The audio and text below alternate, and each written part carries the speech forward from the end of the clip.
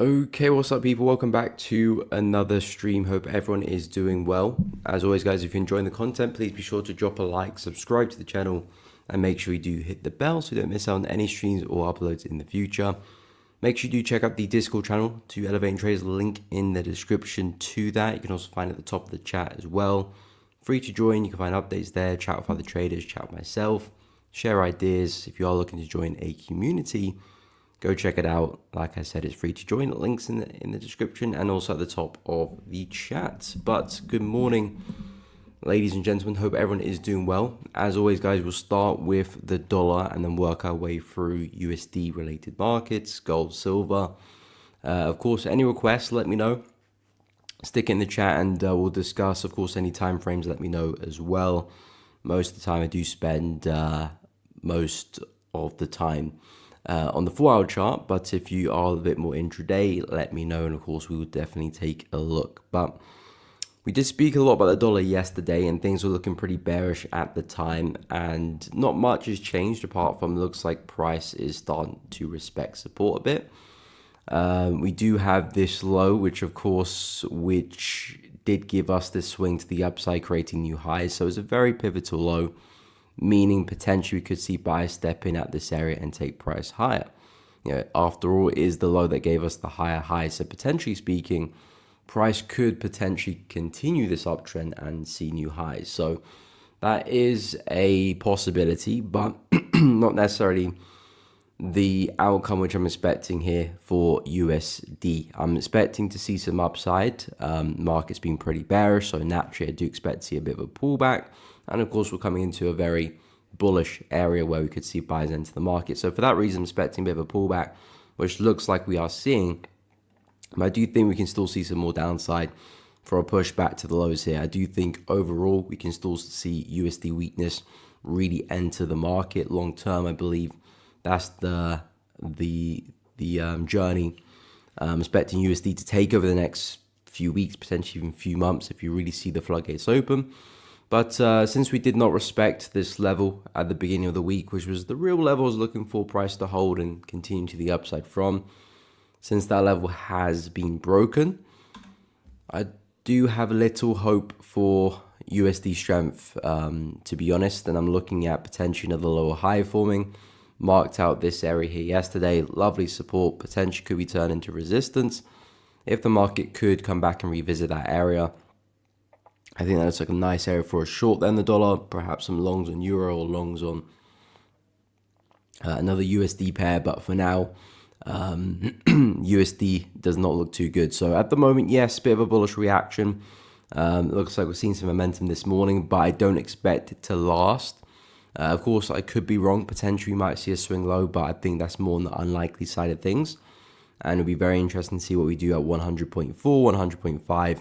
Potentially could see price push down. And if we do respect that area, potentially put the third lower high in, 1, 2, 3, then that could take us back to these lows and could be a pretty decent swing there for USD and just see that USD weakness continue. In terms of Euro USD, pretty much the exact same bias, but flipped, of course. So again, nice push to the upside. We did not respect this structure this week.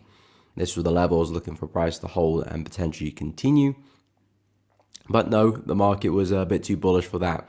And we did break above that pretty well. Again, long term, still looking for a push back to the highs there for Euro, back to 1.155, we'll call it. So I do expect us to eventually come back to the swing high. We do have a similar structure to what we just mapped out on the DXY, which is prior resistance here. Again, will be turned into support. We've got these high lows prices starting to form. 1, 2, looking for the third one. And I think that's a great place to potentially to look to long Euro. Of course, Euro's price action and the DXY's price action is pretty much the same, just inverted of each other. So again, if you can get them come down in sync, respect that area well, I think that could be a really nice place for a buy. And you got some decent risk reward to eye up there as well. Of course, you don't have to necessarily look for the big swing, but it's definitely a potential move. It can leave positions to run, trail some stop losses to take advantage of that potential move. But the way I see it, USD has been very bullish since the start of the year. I'm basically looking for that trend to continue. I was looking for a bit more downside first before we do push up, but it looks like the buyers have really stepped into the market this week. So yeah, if we can see another higher low, I think it's a great place for an entry to take euro higher. Pound USD, this one's been pretty bullish. It's semi-struggling at highs there. I mean, it is struggling at highs here. We did have resistance not too long ago on the daily chart, which did give us a very big move to the downside. Of course, you can see prices now back there again. So ideally, not the best place to be looking to buy the market. Like I said, I do think USD weakness can come into the market, but do I want to take advantage of longs and pound? Absolutely not. I don't think we're in a really nice place for a buy. You can especially see that with yesterday's candle close. Big wick to the upside, market pullback, and close just underneath the level. So that is telling us that resistance here is still being respected, still price is still struggling to break through, and we could be seeing a bit of a push down. Now, I still think the bigger move for pound is very much to the upside, absolutely. But if I'm looking to buy it, I need price to return back to some strong areas of support for me to consider going long. And that would be 1.31, 1.3. Those would be areas which I'll be happy to long from a swing bias, of course. Intraday, there will probably be some buying opportunities beforehand. But at the moment, looks like we're fading at highs. Perhaps there might be some downside now for pound USD. Very corrective move on the way up. It's not like we saw a lot of momentum with this push. It was very, very corrective. So that's a sign that, okay, potentially we are going to hold the level, especially with a big wick rejection there. I think that was yesterday. So yeah, pound USD, I think we can see a bit of a drop here. We'll see how far we push. I'm not too sure if we'll get there. If we do, I'll keep an eye for some longs here. I think that's the only place which I can potentially start to look to long the pair. Otherwise, this is bearish territory. If anything, I'll be expecting some downside now for pound USD. Dollar CAD was pretty bearish yesterday. USD was pretty weak. CAD was a little bit strong as well. Of course, that was a recipe of disaster there for dollar CAD. We did slip and slide to the downside, and it looks like price is likely to push back to support, which is at 1.376 there. So I do expect more downside for dollar CAD. We have since left behind some really nice areas of support, which of course potentially could be turning resistance now. And I do think it's a nice place for a short, especially if you can drop intraday, perhaps hourly, maybe 30-minute, even 15 potentially. I think this could potentially provide some nice shorting opportunities for, again, a continuation to the downside, back into lows and back into these lows here as well. So dollar CAD, I think is a nice sell opportunity actually. I was looking for a lot more upside for dollar CAD the past couple of weeks or so. I've talked about push into this area of support. I've talked about push into this area, but unfortunately, dollar CAD has not shown enough bullish momentum to get to those levels for some shorting opportunities. We just missed it. Looks like we're rolling over. Maybe we do push back up. If we do, I'm still waiting. I'm not saying these levels are not good anymore. It's just the likelihood is that we probably will just keep falling. If we do see a push back to those levels, great. I'll be looking to short, see if I can catch a swing high and push it back into support there. So those levels are still very much valid, but the likelihood is that we probably just continue to the downside without testing them. So that's what I'm kind of looking at now for dollar CAD. Basically a breakout, that consolidation, looking for the retest and the continuation. We might push a little bit deeper. There is this zone here we might tap into as well, so I'll keep an eye on 1.394. But in terms of direction for dollar CAD, I do think we just roll over here back into lows. Of course, I'll still keep an eye on these areas, but at the moment, not looking the most likely. Aussie dollar, still not a big fan of the price action, to be honest.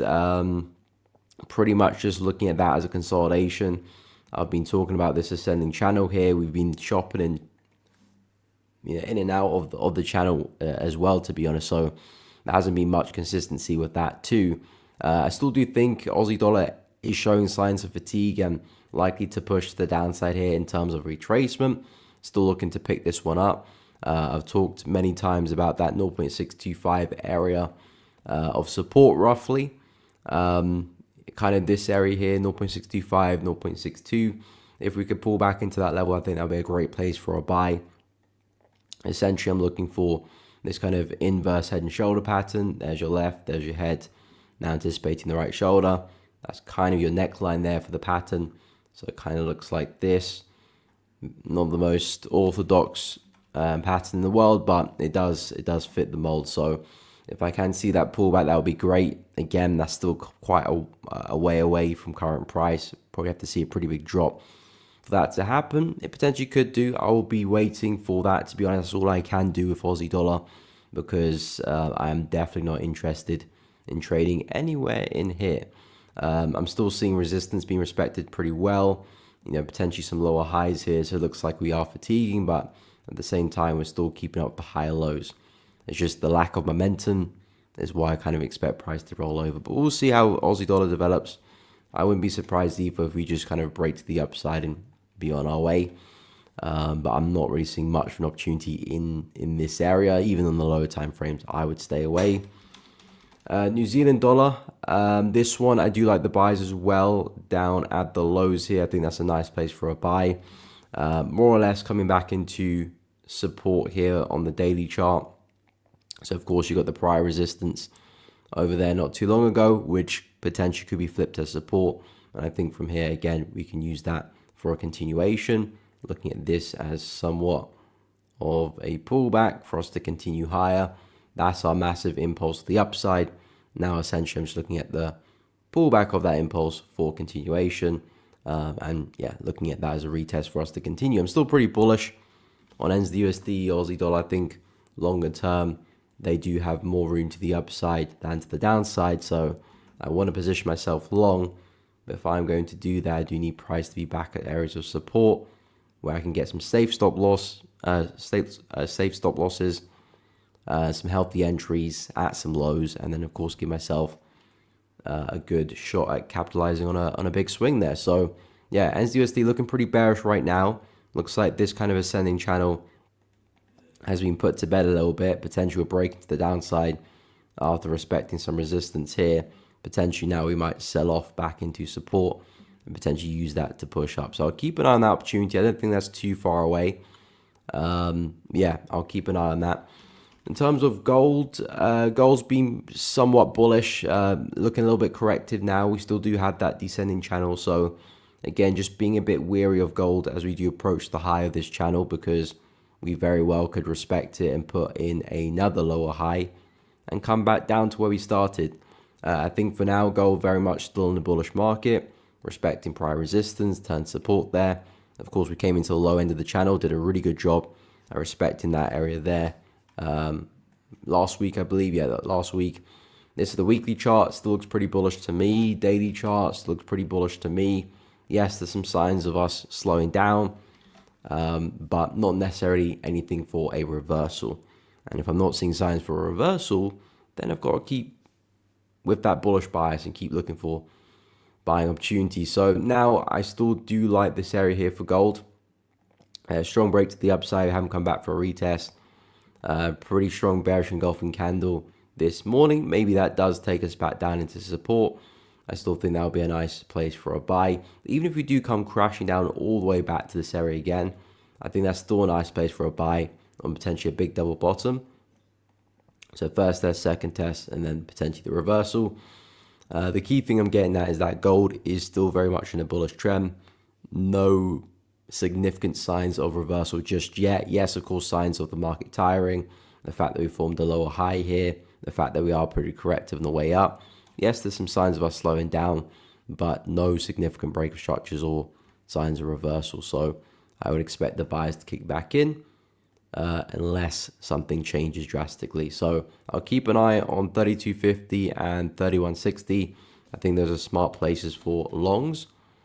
Then in terms of silver, again, silver, same kind of situation as gold. Strong rejection this morning as we push back into the high. We did kind of break out of this descending wedge pattern here, if you will. And yeah, it was a nice clean breakout, but does silver have the juice in it to get back to resistance? Potentially. I'm looking at silver on the higher time frames. Yes, still very much a bullish market, but just very choppy. I mean, after all, this is still very much bearish territory here. You know, this is where we had a massive sell-off to the downside. So this is a heavy area of supply. So I don't really want to be trading in those areas. I've talked about silver. about potentially a push back into 31, a push back into 29, as I'll be happy to buy from those areas because I know I can hold a trade for at least a few days if momentum does really push it in my favor from those levels. At the moment, though, I'm not really seeing much of an opportunity. I mean, to be honest, it's not actually a bad place for a short. But again, I'm not really bearish on silver. I'm only kind of looking to buy it. I wouldn't really be looking for a break and retest on these areas either, just because momentum looks a little bit flat.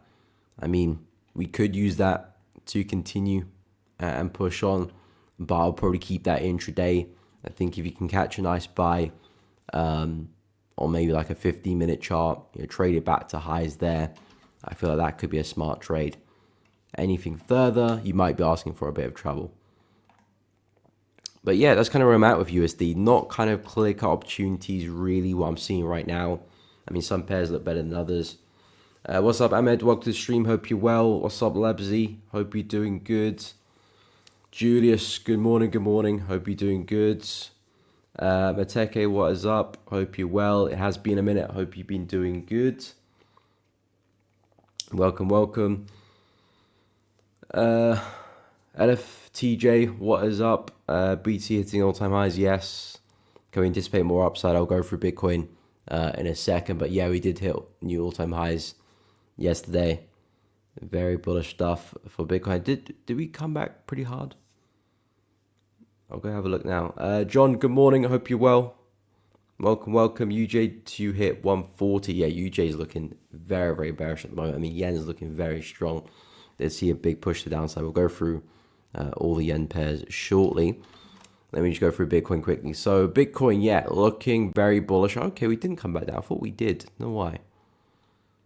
But yeah, Bitcoin, new all-time highs. We've gone and broken through them. Spiked into 112K. So, yeah, I mean, for Bitcoin, can we see upside? 100% we can. 100% we can see more upside. Market is still very bullish, still seeing higher highs and higher lows. I wouldn't say we're ripping to the upside like we've done in previous occasions, like we did over here. Very strong breakout. That normally entices a lot more upside. It's a little bit slower. Kind of resembles something more like this. I'm not saying that we're going to go through a massive retracement. We could do, but I'm not saying we are. I'm just saying the price action resembles something a bit more like this, rather than massive continuation. Could be proven wrong if we see momentum really take charge, or if we kind of consolidate maybe like that, then that could entice a big breakout. But if we kind of just stagnate and ascend, let me get rid of that drawing. If we kind of just like become corrective and move up like this, then I would expect to see excuse me, I would expect to see another drop there for Bitcoin, to be honest, because the way Bitcoin does move, momentum creates more momentum. Right now, yes, we're looking quite bullish, but nothing too crazy, nothing where I'll get too excited, especially if potentially we start to see price create some wicks here to the upside as well. That's a bit of a red flag. But I would still say from a trading perspective, things are bullish, so I wouldn't be looking to do anything apart from buy the market. I mean, this is a lovely consolidation, which again started a lovely move to the upside. We had one over here. Price didn't come back to retest that one. Perhaps maybe price would be kind enough to retest this one, since especially we've created the all-time highs. Might see people start to sell some of their positions. Maybe that could bring price back down.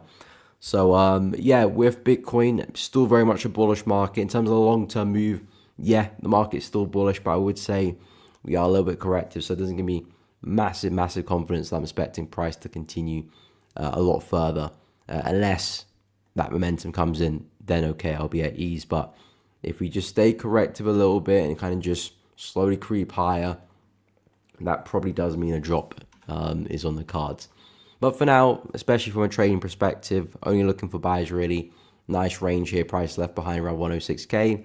I think that's a smart place for a buy, and potentially looking to continue Bitcoin higher. But yeah, impressive stuff for Bitcoin. Definitely a bullish market still. But what we do at this high is going to be very important. It's going to be very important. So that's kind of my take on Bitcoin. We'll go through USD JPY next. Cease integrated. Good morning, my man. Hope you're well. DMAR, what is up? Welcome. Managed to get in DXY small long 99.350. Okay, take profit 100.2. We'll try on stop loss up accordingly. Nice. Okay, I'll go take a look at that in a second. Let me just go through USD JPY. So USD JPY, yeah, yen pair's looking pretty bearish. As a whole, yen has been pretty strong. USD has been on the weaker side of things. Not so much since we last spoke. It's actually been a bit more sideways since we last spoke. But USD JPY did kind of push the downside a little bit. We had some news overnight as well for dollar yen, which did give us a bit of a spike to the upside, pretty much across all the yen pairs. We are still coming into this low here, and of course it's still very much a pivotal low, which did give us the swing to the upside. But do I expect price to have a swing back to the highs there? Not as confident as I was coming into the week, because I was expecting either price to either respect this area here or potentially the high there. Both areas disrespected. I think just in terms of buyers entering the market, this makes sense, but I think probably something like that might go and happen next. Maybe a bit of a head and shoulder pattern actually. So yeah, dollar yen, not as enthusiastic as I was with the buys at the start of the week. I still think it's a good place to buy the market. Certainly would not be looking to sell dollar yen. We've already had a big move. One, so the market is a bit stretched, and two, we're coming into this swing low, which we did see a lot of bullish pressure into the market. So this is still an area, if you're looking to trade dollar yen, it's still an area which buys look good from. But now my targets, my aspirations for the move have changed. I was at the start of the week looking for us to get back to highs. No longer expecting that. I do expect to see somewhat of a retracement, but we might start to find some resistance now as we do approach 146, and from there we might roll over. So I still think there's a buy to be had here for dollar yen. I would probably agree. I think 140 is probably looking more likely now. But like I said, not really an area which we're looking to short the market. We might get to 140, but I wouldn't say there's a trade there which we could take, or a good one anyway, to actually trade that bias, unless we see price have a bit of a relief, push up, maybe come back into resistance. Then yeah, we can probably plot a nice setup there. I mean, that would be a big swing trade. So maybe not looking to swing it all the way to 140, but you guys get the point. We need to push back into resistance first if we're going to base a trade and actually short it towards 140 at least. Right now, this is still bullish territory. Let's say if we get a strong close in the 4-hour candle, I mean, this current bullish 4-hour candle still has 3 hours and 30 minutes before it does close, so a lot can happen in that time. But let's say if we do get a strong close there, I think that could be a nice entry signal for the trade. Stops below the low, and hopefully take advantage of a swing back into 145,500. I think that buy opportunity still makes sense there. So USD JPY still do have somewhat of a bullish bias, but I'm no longer expecting us to have a massive swing anymore based on what we've seen. But we're still overly corrective, still coming into bullish areas. I do think we can still bounce, but yeah, perhaps we are going to get a bigger swing to the downside at this rate. I'll go through DXY, and then I'll go through the rest of the yen pairs.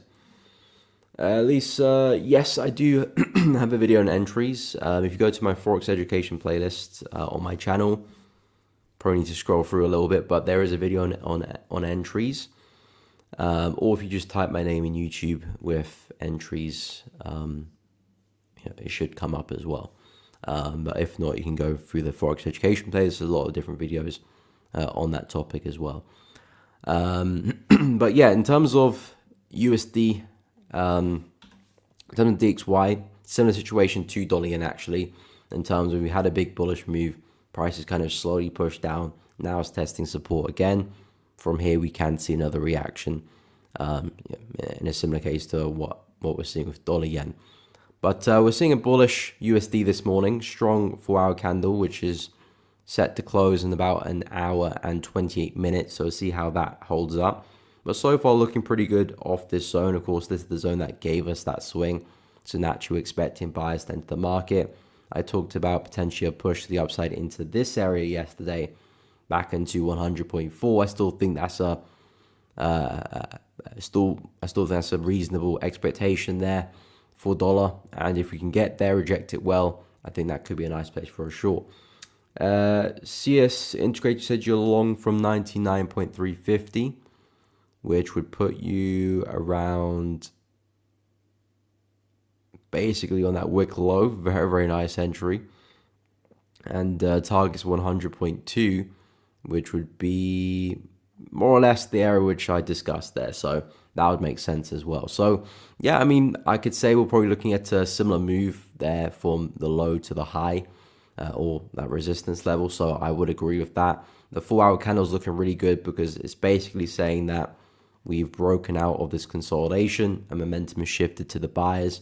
So if we could see this candle hold itself up till it does close in an hour and 27 minutes, I would say momentum looks very much in your favor there. We can probably expect to see a bit of a rally this afternoon.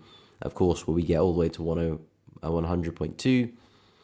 You know, that will be up to the market itself, but that would be a logical area for us to push into for potentially a sell. So yeah, looking pretty good there. CS, I think buys look good from that area anyway. And of course, with the momentum we're seeing now, it looks like buyers are taking control a little bit of the dollar.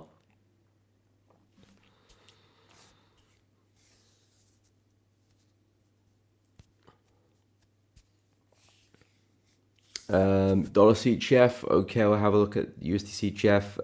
DT, what is up, my man? Hope you're well. I am doing good. Thanks for asking.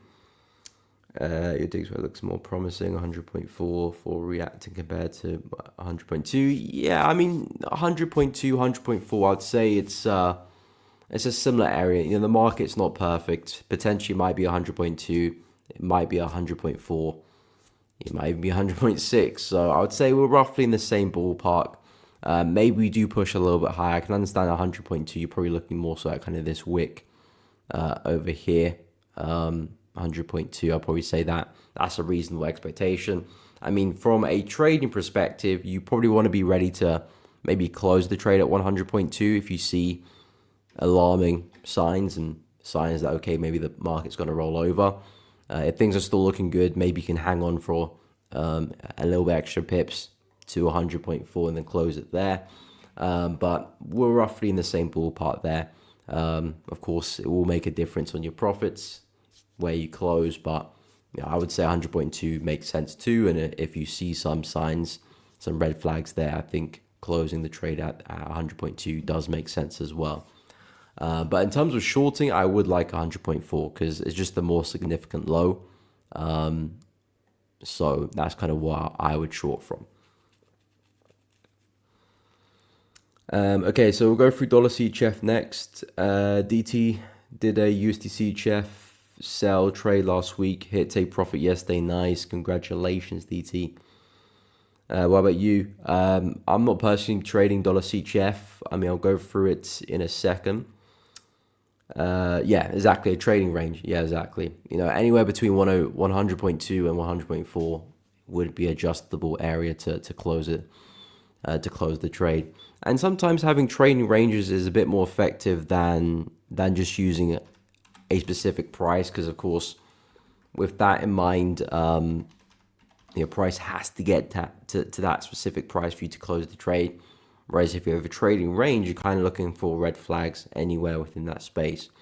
But then, of course, you know, you always will have that price, because even if this is your trading range here, well, then that low is still a price, a specific price has to get to as well. So you do run into the same sort of situation, but maybe you're stuck between two swing points or two areas. What you can do is just box it off as a range and just look for red flags in here. Maybe close the trade here, maybe close the trade up here. You know, you're not too sure, but it does allow you to be a little bit more flexible. Anyway, so dollar CHF,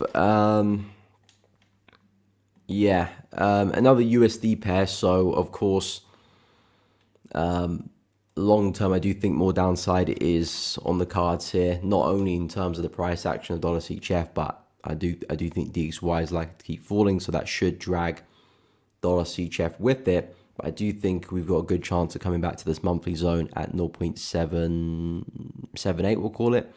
If I zoom out, look at the bigger picture, it's just a very, very bearish market that since 1970, we've just been in a downward spiral here. So I don't think anything has changed significantly. So I do think we're just going to end up back at support eventually. So yeah, dollar CHF still very bearish, still likely to keep falling. It does look like that support here has held and turned resistance. So of course, rejection once, twice, looks like it's held a third time as resistance this time, of course.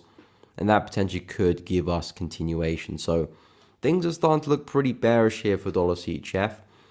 Yes, we are coming back into support where we did see a lot of buying pressure come in, and of course they give us a big push to the upside. But I am losing confidence with the buys here with dollar CHF. I've been looking for a bigger pullback for it, but after what we've seen this week so far, of course it's only Thursday. We could still change by Friday, but if we do see somewhat of a bearish candle by the end of this week, if the week does close something looking like this, then yeah, I do think the following couple weeks, 3 weeks, we'll probably see price end up pushing back to these lows, and maybe we just see the continuation back to that monthly support which we just mentioned. So for now, for dollar CHF, yes, we're at support. There might be some buys here, but I think the bigger move is with the sells. So what I would keep an eye on for dollar CHF would be this zone here now. It has been resistance very well on the 4-hour chart, once, twice, a third time, support here a few times as well. Potentially that could act as resistance again. I think that could be a decent sell. Even if it's just the push back into support, I think that makes a load of sense. And if you can get the break of support, maybe you can hold on for a swing all the way back to the lows there as well. So I would argue that the risk is probably worth the reward with this one. You can get a fairly tight entry and stop loss, perhaps on the hourly chart maybe. You could be looking at some really big risk reward plays here for dollar CHF. So I actually do like this opportunity. I'll keep an eye on that zone because that's really where I'd want to short from, 0.83200 we'll call it. And as long as we can respect that, I do think dollar CHF is likely to fall.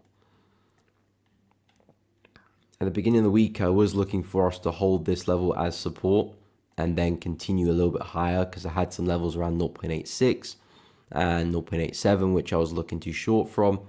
But again, similar to dollar CAD, just looks like the market's just a bit too bearish. We're not going to see those bigger pullbacks. So this is the best I can see for now. So yeah, dollar CHF looking pretty bearish. Might be able to get into some more shorts there, DT, for dollar CHF. Some re-entries. James, given up on dollar yen, but thinking of buying pound USD at 1.335. Targeting 1.35, okay. I'm bullish on pound, but it's just not the best area for me to be buying pound USD because it's still trading at major resistance on the daily chart. But I'll go through that. Let's share and put my trades in 4 parts of a range. First position is a demo account. Second position is live account. Third is live account. Fourth, close all and reposition. Okay, interesting. First position is demo account. Second position live account. Third is live account. Fourth, close all and reposition. Interesting. Never seen someone combine a demo and a live account for trading opportunities. I know people do like to kind of stagger themselves into a trade. I've never really experimented with it, to be honest. I always kind of like the entry and stop loss situation. And of course, if I do get stopped out, normally I do have 2 or 3 areas which I'm looking to buy or sell from. So it might be a situation where you take 2 losses to take a win. Of course, you can mitigate against that by just having that bigger stop loss by entering a little bit earlier, so allowing the market to kind of play in your favor before pushing. A lot more thinking has to be done with that in terms of managing the position and your risk as well and your reward too. But yeah, interesting that you kind of manage things like that. Anyway, let me take a look at the pound idea. So yeah, pound USD, as I said, I don't think is looking particularly great for buys. I am bullish on the pair, believe it or not, but just not at the current price. You know, massive resistance to our left there, gave us a really big push to the downside not too long ago, and now we're back there again. So I don't really want to be buying at these prices, especially with yesterday's close, massive wick into the high, we pull back, close underneath the level. You know, this is a clear sign that bears are doing a pretty good job at stopping price breaking out. If we did break out, that's a different situation. You know, if price did have a massive bullish candle breaking through, well, this will be turned support and we could be seeing some lovely retests off the back of that. But that's not the reality just yet. We need to wait for that break to happen to justify a break and retest and looking for upside there. You said you're looking for buys from 1.335, which would be roughly about here. Maybe off a retest with the high there, then you're looking to take it back into 3.5, which is up there. So I'm not to say that we can't do that. We definitely could. But it's just, I don't want to be buying at these prices. The market's already had such a big bullish move already, so we're a little bit stretched. We're coming to major resistance, seeing real signs of failure there. Again, we can break out. I'm not saying we can't, but I don't want to be in a trade to try and find that out. I'd rather price break structure first and then pulls back, and then I can find some opportunities on the retest if I'm interested, of course. But yeah, we could come back there and bounce, but based on how things are looking, I would stay away personally.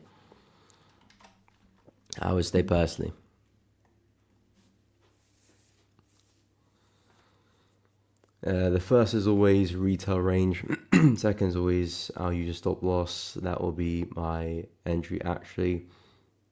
Okay, thanks for watching. Nick gave me this idea years ago. Okay, nice. Okay, happy to help, James. No problem. It's great to hear your insight as well. Thus, I'm a fan. No problem. Yeah, it's always interesting because there's so many different ways to trade the market, which is something I like, because you can develop your own kind of personality in trading and what you prefer, what you don't really like, what helps you, what doesn't help you. You can really just play around with it and make it yours.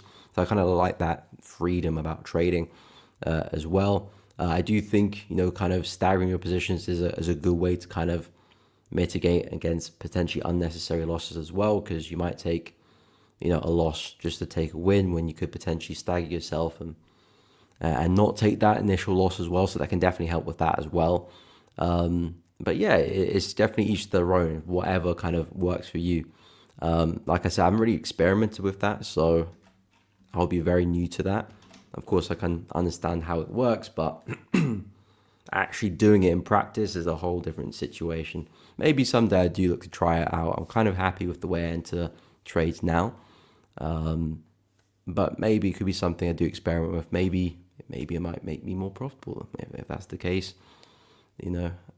I'll be a fool to overlook that. But yeah, interesting that you use that, because not a lot of people do trade like that, especially retail. It's a bit more rare. Lebsy, what's your sentiment on CAD in general? I'm pretty...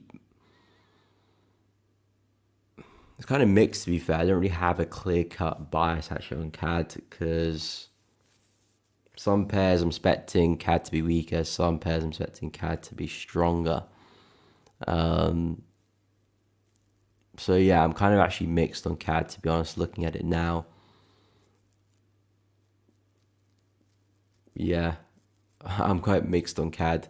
Again, CAD's not really a pair which I pay overly too much attention to. The main pairs where I try and get a bias for would be USD, Yen, maybe sometimes CHF. Those pairs are normally what I kind of have a bias on most of the time. Sometimes I will pay a bit more attention to Aussie and NZD, maybe sometimes Euro and Pound, of course, sometimes CAD. But those three are the main ones I try and look to. If I can get buys for USD, buys for yen, buys for CHF, then everything else kind of picks itself really. But in terms of CAD pairs, a little bit mixed to be fair. Pairs like Euro CAD still do look remotely bullish to me. Pound CAD still looks remotely bullish to me as well. Aussie CAD and New Zealand CAD, I do think there's still more upside for these pairs too, but I think it's more to do with my bias on Aussie and NZD rather than CAD necessarily being weak. Dollar CAD, I do think that is likely to drop overall, but again, that might be more to do with my bias on USD. I'm pretty bearish on USD rather than necessarily being bullish on CAD. CAD Swiss, I do think that can see some upside, but again, that's because I'm pretty weak. I'm pretty bearish on CHF there. So yeah, not necessarily have a clear-cut bias for CAD, to be honest. It's a bit of a mixed bag. I think I probably would favor more to the weaker side of things. From a swing bias, I'm more looking to short the CAD than long the CAD. Pairs like New Zealand CAD, I do think more upside is on the cards here. Aussie CAD, I do think we can still see some more upside with this one as well. If we look to continue this bullish structure of higher highs and higher lows, can still see some upside there. Euro CAD, of course, somewhat bullish here as well. Very choppy, but there is somewhat of an uptrend here, and of course Pound CAD, somewhat an uptrend there as well. Even though it might not be obvious to spot, but it looks like we are still trying to push up as well. So yeah, I probably would favor more towards the bearish side of things for CAD, but it's not like an overly bearish CAD where I'm expecting big moves here necessarily. Like I said, the three currencies I tend to have a bias for is USD, JPY, and CHF. Yeah. So, Antonio, what is up? Hope you are well. Bias in New Zealand yen, yes, I'll go through the rest of the yen pair. So I was taken out for a loss in Aussie yen. We'll go through that second. I'll go through New Zealand yen first for Antonio here. So New Zealand yen looking pretty bearish. Not CHF, sorry. Yen was pretty strong. Well, not incredibly strong, but it has been stronger since we last spoke. And we had some news as well early this morning, which did kind of invite more strength for the yen.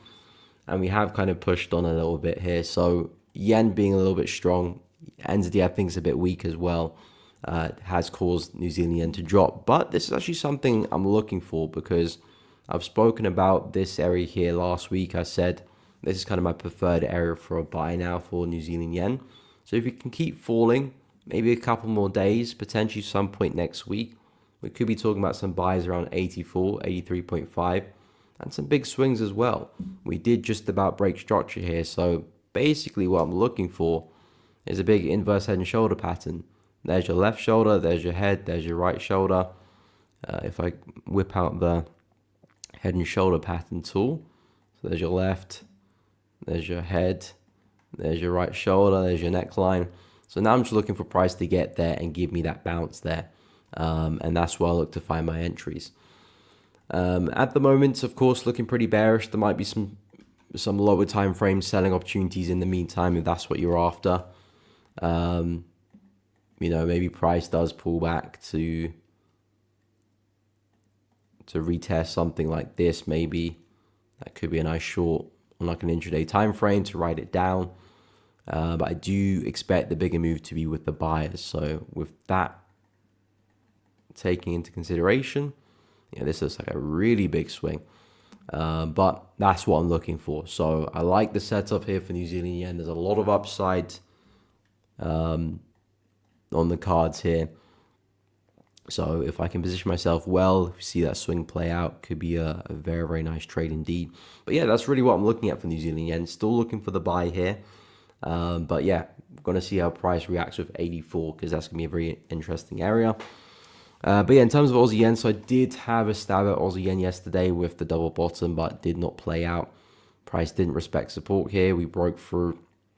Actually had a small retest actually, and then we continue falling. But I'm still looking at pretty much a similar opportunity to New Zealand yen as with Aussie yen as well, which is the support level here, which we're trading in at the moment. So I'm going to keep a close eye to see how Aussie yen develops here, because if we do respect this well, I do think Aussie yen can make the same move back into resistance, maybe even further as well. Of course, there is your inverse head and shoulder pattern, left head, right shoulder, and that's what I'm looking for the buy. So I'm going to see what happens in this area. Of course, at the moment looking pretty bearish, so not a lot to go from here with Aussie yen just yet. But let's say if we can start to respect lows, maybe see a nice shift in momentum, maybe a nice double bottom. That's something I'll be looking for in terms of an entry. Stops below the low and targets back to where we came from. So I still am looking for that swing, but interestingly enough, the yen isn't really playing ball right now. I'm still looking for lower high, mainly because we are still very corrective on the way up. So I'm still under the impression that we can still drop. We do have these lower highs to our left. So we have the double top up there, the lower high there, lower high there, lower high there. So again, looking for essentially another lower high for a push back into support. So that is still very much the take I have for the yen. If we do go and break structure here, that's where things get quite interesting. I mean, I'll probably still be looking to short as long as we can respect this 7K level. If we break through that, then I'll scrap that bias. To be honest, then I'll just expect continuation.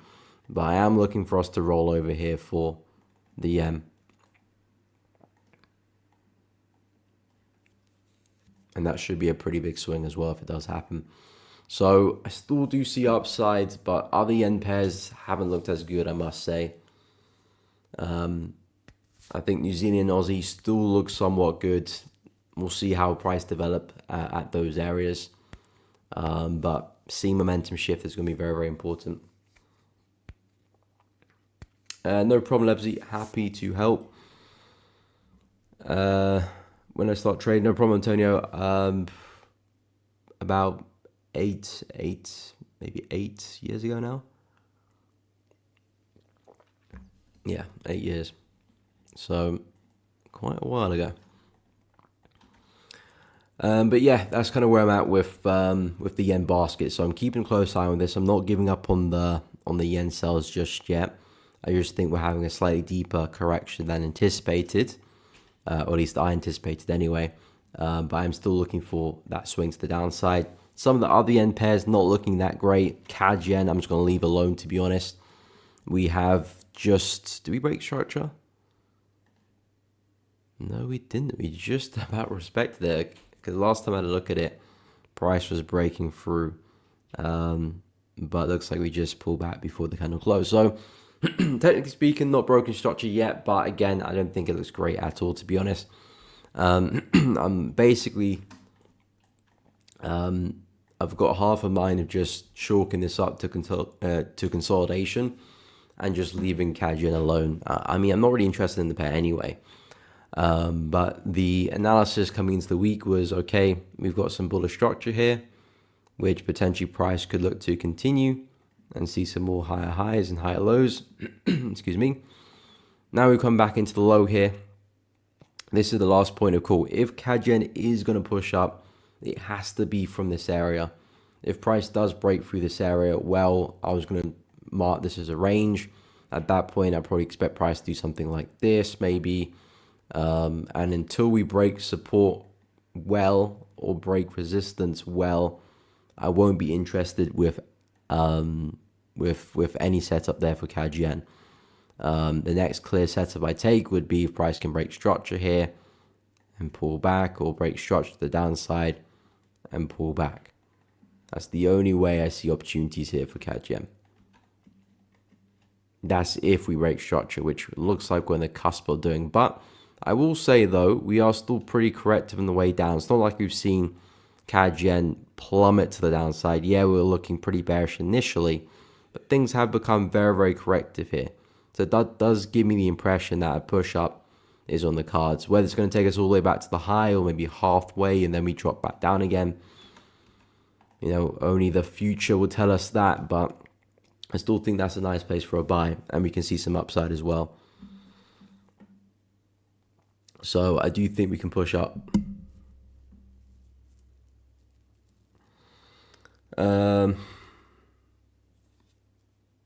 You also advised, thanks for helping, no problem. So I got to go finish up my shift. No problem, DT. Take care, my man. Hopefully see you on the stream tomorrow. I'll take that, Nordy. Look like Michael B. Jordan. I'll take that. I'll take that a lot, I'm not going to lie. Might have to do a little stunt double there. LFTJ years ago, I didn't know what Forex was, knew about Forex when an ad popped up on my Google about it. Yeah, I mean, that's how a lot of people get into Forex, actually. Ads, probably some guy in a Lambo. That's another way people get involved in trading. But yeah, I mean, it's been a while, to be honest. Looking back, it's been a long while.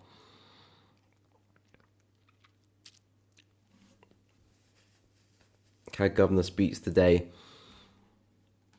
Let me actually go through the economic calendar. I know yesterday was a pretty dry one in terms of news, but I know today we've got a lot of PMI. We had PMI for Aussie earlier.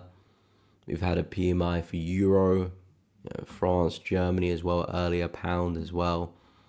And I do believe we've got PMI for USD. Yes, we do. They've got jobless claims at 130, PMI at 245. That's the UK time, by the way. So keep an eye on that, ladies and gentlemen, if you are trading USD or pretty much any pair, to be honest. USD can affect any pair, but especially, of course, dollar. We got CAD. Yeah, we got CAD speech later on today as well. We got ECB speech at 4:35 as well. Then we got retail sales for NZD at 11:45 at night. And then tomorrow we've got JPY inflation.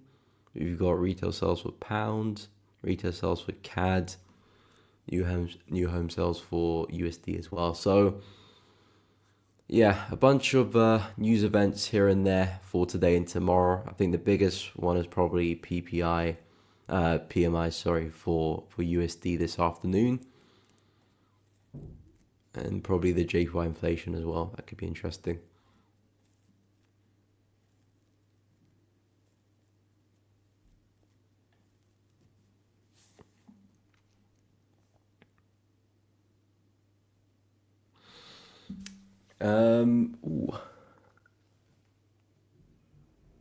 Tishepiso. I'm probably saying your name horrendously wrong. Forgive me.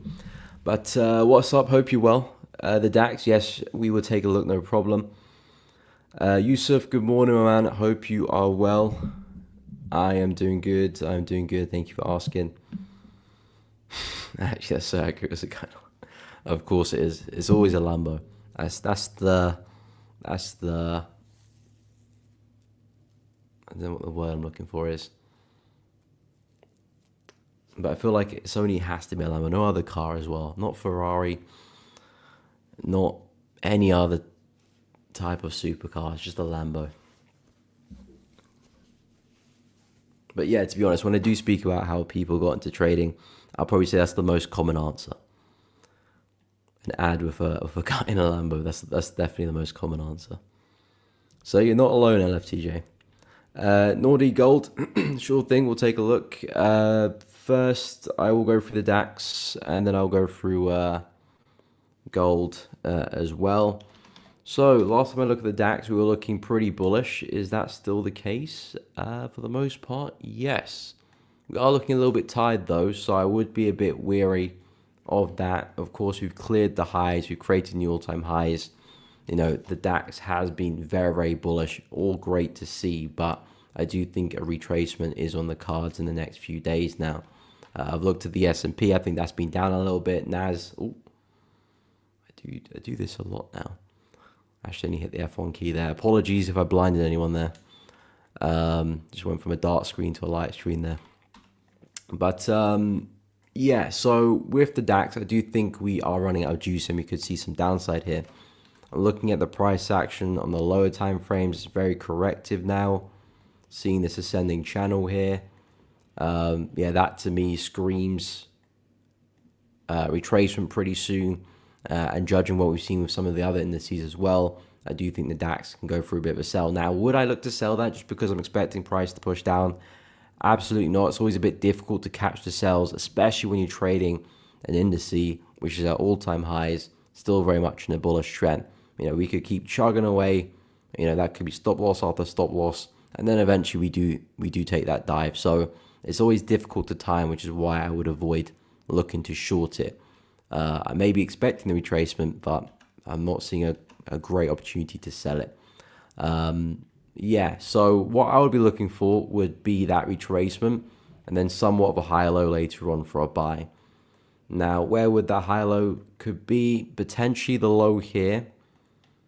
Kind of lines up with resistance there to the left, so 23,400 could be an interesting area. I do like this wick here where we stabbed to the downside and then saw that flush of momentum. I think that's a great place for a buy. I'm not too sure if I expect price to retrace that much though. So I think the high here is the most likely option. But I still do expect more upside for the DAX. Yes, I'm expecting a drop and downside, but that's purely just retracement. Mainly because we've been bullish since the low here and we haven't seen much downside since then. So naturally we do deserve a little bit of a drop here. But I do think the bigger move is still with the buyers and still going to see new all-time highs and new highs past that point there. So very, very bullish on the DAX. But if we can see a bit of a flush to the downside, take a breather, that will be brilliant. Perhaps a retest of the high there. Maybe keep an eye on that area just in case. But yeah, I would like to see some retracement before more upside. In terms of gold, so gold's still pretty bullish on this one. We are approaching the upper end of this channel, so I would be a bit more cautious now. Again, if I expand to the daily chart as a whole, this is still very much a clear uptrend. You know, it doesn't take Einstein to work out that that's an uptrend there. So I would only be really looking to buy gold. I know we're seeing some signs that the market is tiring, and possibly maybe we are looking for a reversal or a bigger retracement, which is yes, we definitely are. But I'm not seeing any significant signs that the market is breaking structure or looking to reverse. So as a result, still fixated on the buy, still looking to take gold higher. So I've mapped out two areas which look good. First area, which is some broken resistance here, which could be turned support around 32.50. I think that's a sensible area to look for some buys. And the second area to keep an eye on would be a double bottom at the lows here. If price can push back into support, I think that could be a nice area for a buy. And again, potentially you got that swing on your side for a big move. I would be cautious as we do push to the upper end of the channel, just in case price does form another lower high. We've already got 1, 2.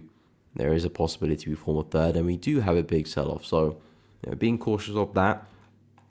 But in terms of what I want to do with gold, the buys for me still look to be in control. So I would preferably only be looking to buy the market. So yeah, I'll keep an eye on both of those areas, but still looking for more upside.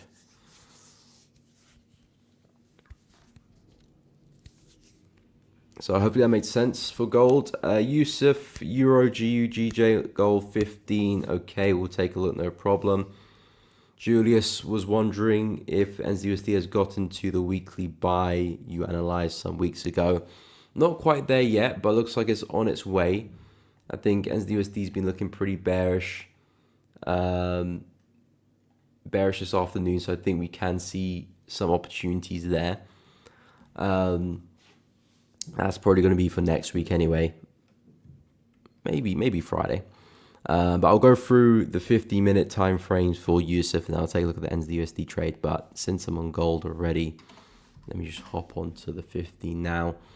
So yeah, yesterday we talked about a push into 32.50, didn't we? For a retest for that level, but that retest did not come. I believe we're trading around here. looking for the retest for the buy. I mean, that retest for a buy still looks good, but I probably wouldn't trade it on the 15. If I'm going to look to take a buy on 32.50, I probably would scale no lower than the hourly chart for a buy, actually, because that would give me a strong enough entry where I can back the entry and not be too cautious. 50-minute time frame, the candlesticks won't be as meaningful as I want them to be. So I think 32.50 is still a great place for a buy. I actually think on the 50-minute time frame there might be some selling opportunities. We still need some development for that. But let's say if we can start to put some bearish structure into play, there could be some sells on the way down to that level. And this could be something you look to try and take advantage on, maybe a break and retest somewhere. Yeah, like I said, there's a lot of development needed for us to identify some shorting opportunities. But if we are going to retest 32.50, we have to, of course, get there. And on the way there might be some nice shorts to take. So I would keep an eye on that. I still think 32.50 is a great buy.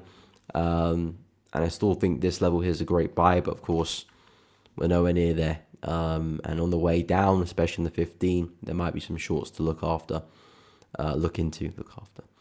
But yeah, that's the best I've got for gold on 15s. Not a lot of information here. Price is still really corrective. We are coming back into this low where we might bounce, but I wouldn't be looking at that as a good buy opportunity.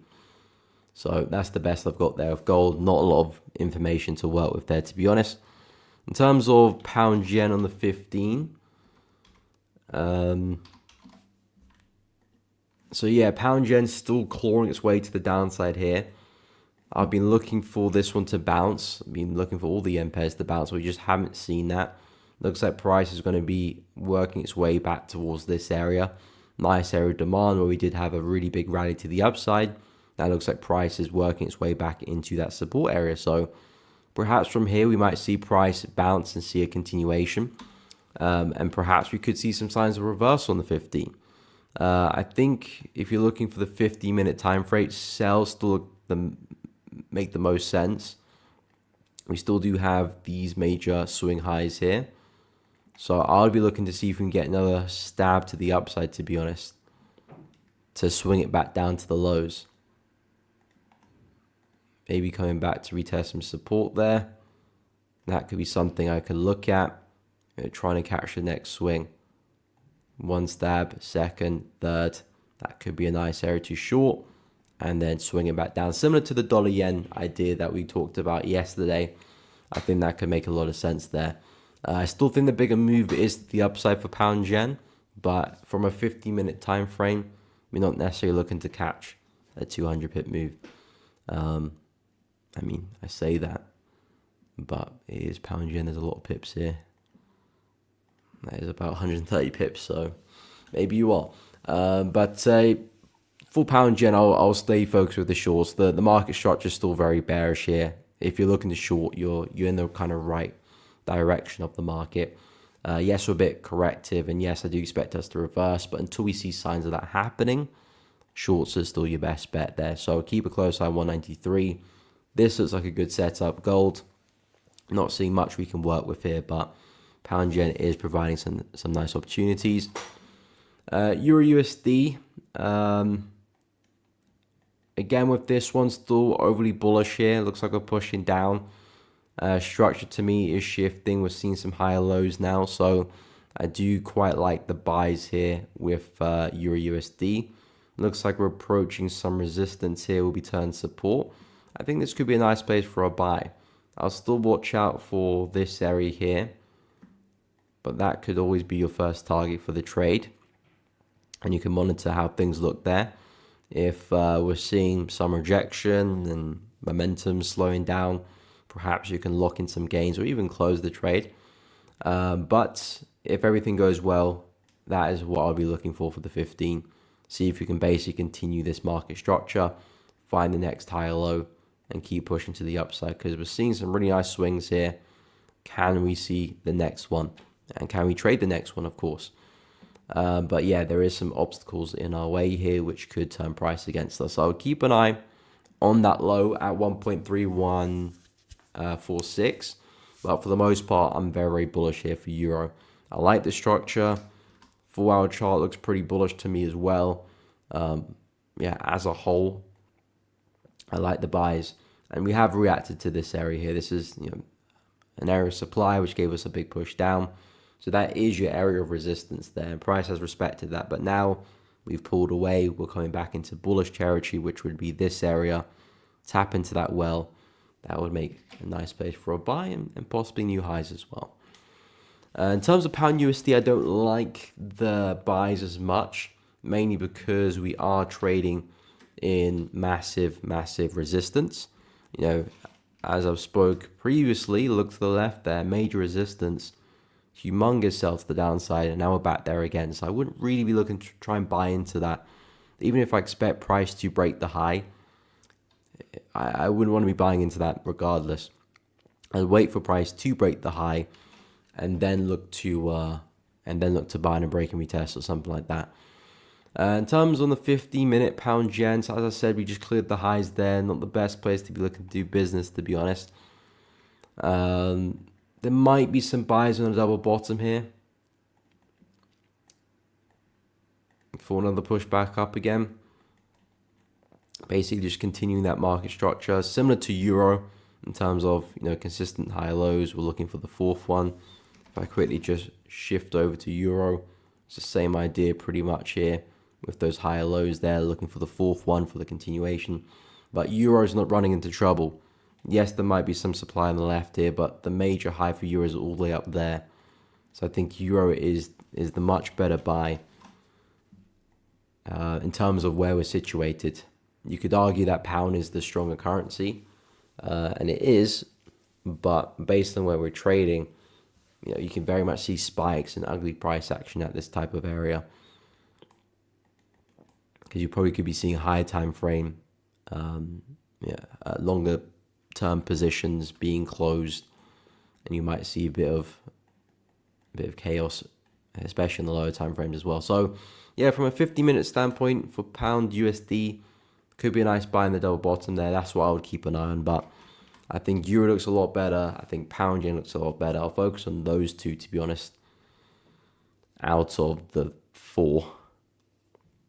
Gold might develop into something, but that's probably still at least 24 hours away. Yesterday got into GU grade and took partials midway early in the morning. I got taken out break even. Okay, nice. Again, well managed. Not every trade is going to fly off to targets. Some trades might just be a partial win. Some trades might be losers. Some trades will just be a flat break even. It does depend, of course, how you manage your trades, but the idea of managing positions is knowing what to do in between entering and exiting, because you can be very kind of one-dimensional in terms of, okay, I'm just going to enter a trade, have a target, and have a stop loss, and just let price do its thing. If you do that, it's not a bad idea, you can definitely do that. But there are cons, just like there are pros to it as well. There will be situations where price goes well in your favor and then potentially turns back down again. So what was very close to potentially hitting your take profit actually turns into a loss there. Just by managing a trade, you can maybe drag stop loss into profit, or at least break even, or maybe secure partial along the way. So worst case scenario, if the market does do that, you still walk away with a small win, or at the very least not a loss, so a break even. And that's where management comes in. But the positive side of doing that is that sometimes you will get trades where it does go in your favor, might come back to test your entry, and then continue to your target. But you maybe have gone to break even, so you'd be knocked out of the position and then miss out on the winner. That will be a situation as well. And I always say, when you do go to break even, you do take partials. It's never a mechanism. It's not a tool to optimize your winners. It's a tool to minimize your downside, which is a very, very important part of trading. If you could lose less, it allows your wins to be so more effective. Because if you're losing so much, even if you do have a big win, it just gets you back to break even. But if you lose not that much and you just have the same amount of win, well, it takes you into profit, and then you lose a little bit and takes you into profit, so on and so forth. if you could just half the bulk of that loss, you know, that then takes you into profit rather from a loss. So break even is a great mechanism. It's not there to optimize your returns. Well, it is, but not in a way that you're gonna hit big winners all the time. There will be times where you do get taken out break even, but it's there to slow your downside. You know, make the market have to work harder for you to see a losing trade. But in terms of NZD/USD, you asked me about a long. I am very bullish on this one longer term. I do think there's a lot more upside to be had with NZD/USD, but I am looking at this area here for a buy. So at the moment, we're in the middle of nowhere a little bit. We just respected some resistance very well, like last night, was it? No, yesterday afternoon. We've broken out of this ascending channel, so it looks like momentum spilled over and we're looking pretty bearish right now. Possibly, putting another double top in actually, just like we did over there. But yeah, I do think upside is likely, but I do need price to push back into this area, and then I'll look for opportunities, because what I'm looking for is this as an impulse and this as a retracement. So there's your impulse, there's your correction, there's your next impulse. So impulse, correction, impulse, very, very simple pattern you see everywhere.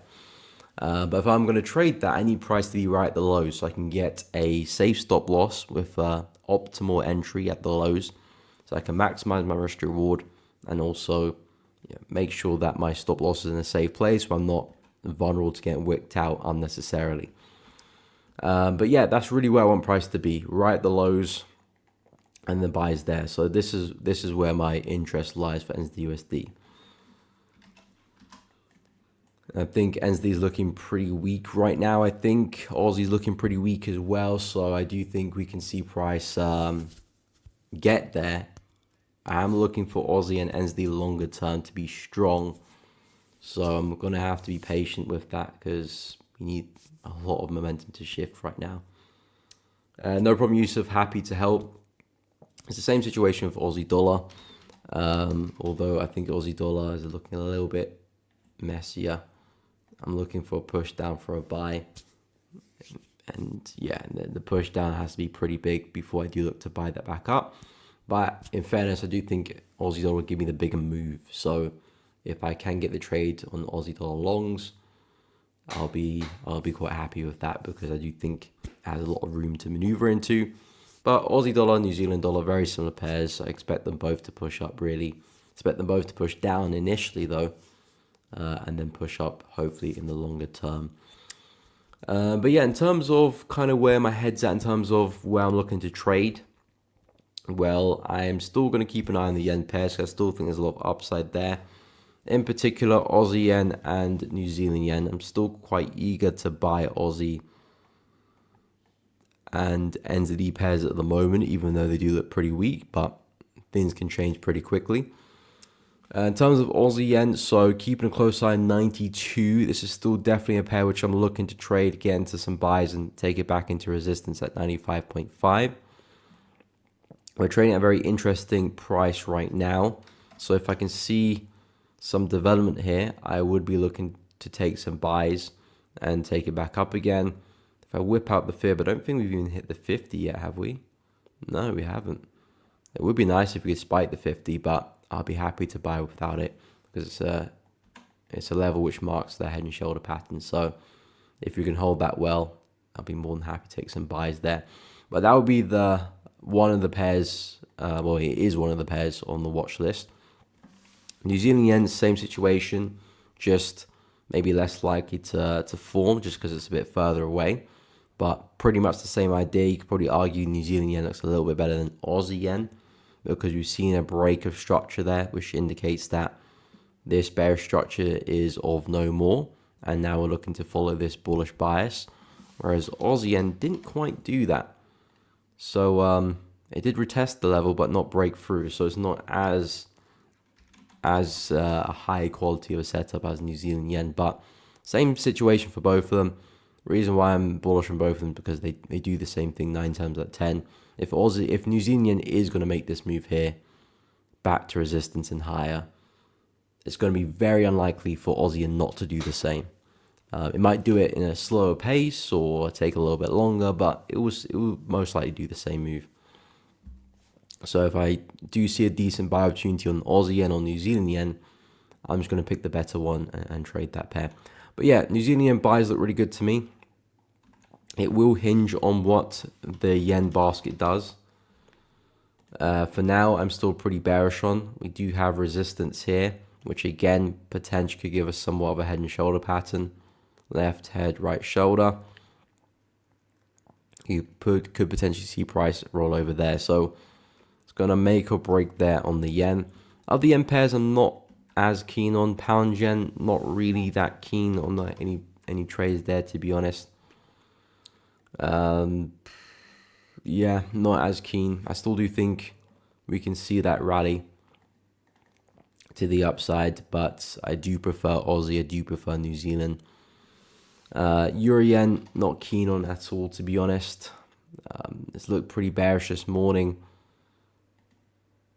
Coming back into support, we could bounce from there, but again, nothing clear cut there, and it's just basically trading in a range as well. So I'm not a big fan of the price action for Euro yen. We spoke about CAD yen. I said very, very choppy price action. At support, might see a bounce from there, but not a big fan of the price action at all. And Swiss yen we haven't actually spoke about, but for good reason. I don't like the pair at the moment at all, really. Trading at resistance, failing to break through, seeing first, second, third attempt there. So price is clearly struggling at that price. Do I expect price to break it? Not necessarily. I don't expect price to push down. I'd actually lean towards more of that, to be honest. Another push like that, I think, is more likely than a break to the upside. So if that's the case, that means yen's going to have to be pretty strong and CHF's going to have to be pretty weak. Weak CHF, I can get behind. I'm still looking to buy quite a few CHF pairs. Aussie CHF still on the watch list for a long. Hasn't quite shaped up yet, but I'm still looking for a push back into this area. I'm keeping an eye on the 4-hour chart to see how we develop. As long as we don't break through the low here, the bullish bias stays intact. Right now, kind of just looking a little bit messy, but I am looking for something like that to prevail and give us the swing to the upside back into 0.55. So this is still very much on the watch list for this week and next week, most likely, unless we don't break structure between now and the end of the week. New Zealand CHF, very much on the watch list as well. Looking for a buy from that one too. This was the last swing that gave us that push to the upside, which just about broke structure there. So again, looking for a buy to the upside there as well, as long as we don't break the low here. I do think we can push back into supply up there. I think we can push further than that, but at least a push back into that area is on the cards. Other CHF pairs, not as convinced. CAD CHF doesn't look that bad, to be honest, but I just think Aussie and CAD are a lot better. Again, it's the same situation. A pair that's coming from all-time lows. As we can see, dating back all the way to 1982, price hasn't been lower. So I would expect us to have some type of recovery. But as I drop to the 4-hour chart, look at price action. Doesn't fill me with any confidence, really. Nothing that looks like a good setup, so I stay away. But I still have that bias, just no opportunity to trade it. Other CHF pairs, Pound Swiss, not a fan at all. Euro Swiss, not a fan either, to be honest. Dollar CHF, I do actually like the look of this. I got my words mixed up there. I do like the look of this. More so to do with USD being weak rather than CHF being strong here. I do think we can see more downside for dollar CHF, especially after retesting 0.8346. No problem, Julius. Happy to help. Please hit the like button, subscribe, one love, appreciate it. Yeah, guys, if you are enjoying the stream, please be sure to drop a like and subscribe to the channel. It does really help with the channel, promotes the content a lot more, helps grow the channel as well. So I do really appreciate if you can leave a like and subscribe if you're finding it useful, helpful. That does really help out. And of course, hit the bell too, so you don't miss out on any streams or uploads in the future. But thanks to everyone who has liked so far. But yeah, dollar CHF, as I was saying, USD looks primed up for some more weakness. So I actually like the look of this more so because I'm shorting the dollar, not so much that I'm buying Swiss. But yeah, I like the look of this to the downside, so I'll keep an eye on the retest of that level. And that's kind of it with the CHF pairs. Aussie CHF longs, New Zealand CHF longs, dollar CHF shorts. Excuse me. In terms of the USD pairs, so again, dollar CHF looks good. I mean, I'm struggling with the USD pairs for now, maybe apart from dollar CHF. I think NZD is the only one that actually looks respectable right now, because I know we're not too far away from a setup. I know we're not too far away from setup, so that is definitely something likely. Aussie dollar, we are very far away from a setup, so yeah, nothing really to report on there. Pound, don't really like the price action, to be honest. Higher time frame, yes, I can get a good read of that. I'm pretty bullish on it, but I don't have an opportunity for me to buy it if we're just going to struggle at resistance. Euro USD as well.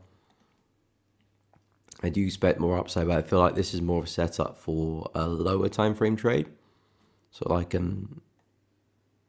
hourly, 50-minute chart. I feel like you can find some nice opportunities there. But anything else, I would stay away really from Euro. And then of course gold and silver. Silver, not really a big fan on. Nothing really to do there. Might be some nice buys on the retest of that level. I think if you can drop to like maybe even a 50-minute chart, might be some nice buys on the retest, but I'm not a fan of silver at the moment. I am bullish long term, but the way we're kind of struggling right now is not a good look. You know, these are the two levels I mapped out for some buys, but you can see prices nowhere near that. We're trading in this massive area of supply right now. We did have a brief pause there. Price tapped into it once, tapped into it again, strong push back down. Yeah, I don't really see much of an opportunity there. I do think long term we'll likely take up the highs. It's just, it's difficult to actually take a trade there.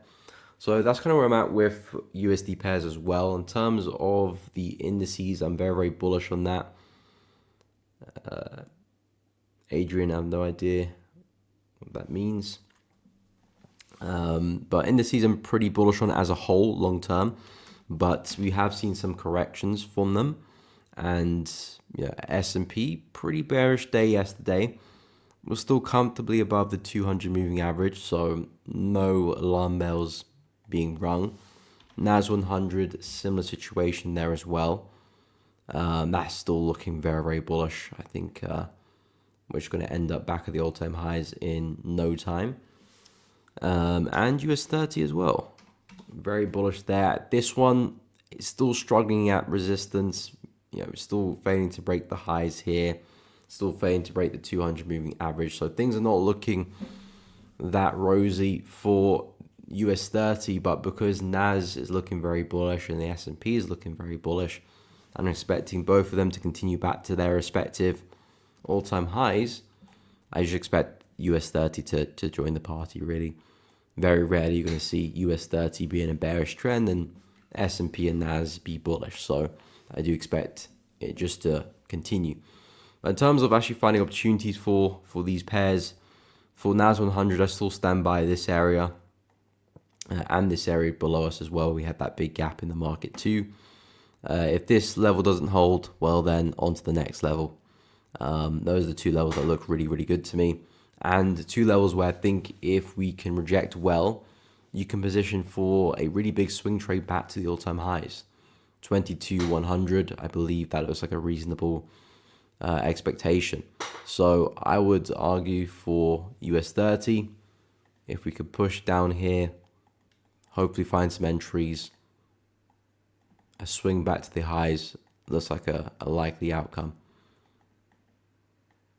So that's your first attempt, see if it holds. If it doesn't, second attempt there, see if it holds. You probably have some nice confidence with the second entry there, because you probably have the 200 moving average lining up. You've got the retest from the prior high on the left as well. So that would be a really nice opportunity that does tick a lot of boxes. But yeah, US 30, US 100, sorry, looking very, very bullish. A push back to the all-time highs looks very, very likely. S&P 500, pretty much the same situation as well. Drop to the 4-hour chart. We've looked very tired. So again, we were expecting that push lower. You can see how corrected we were moving. Push, pull back. When the market's moving like this, it just makes things very, very corrective, and we've had a push down. So I do think if we can push back to this area, 57.20, that could be a smart place for a buy. I could probably also suggest that high there as well. So yeah, both those levels do look good, 57.80 and also 57.20 as well. And then from there, potentially some bigger swings back into resistance. But do you expect us to move back to the all-time highs? 61.39. Hi Elf, what is up? Small suggestion could you make so that the elevator trader logo is on the right side of the screen? It always hides the ticker you're looking at. I do have the information on the screen then in the center. The S&P. I mean, I probably should move it to the right anyway, actually, because it's just more space to the right. So I probably will do that anyway. But the pair I'm looking at and the time frame is always on the middle of the screen there. I can make it a little bit brighter if it's not clear enough.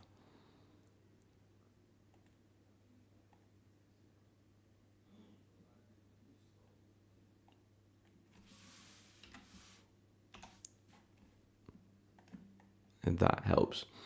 But yeah, I probably will move it to the right anyway.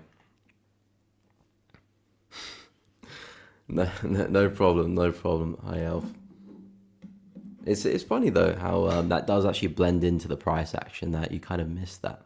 But you're not the only one. A few people have actually made that comment as well, that I should move the logo to the right hand side because they can't see the pair or the time frame. Then I say it's in the middle, and they're like, oh yeah, it's in the middle.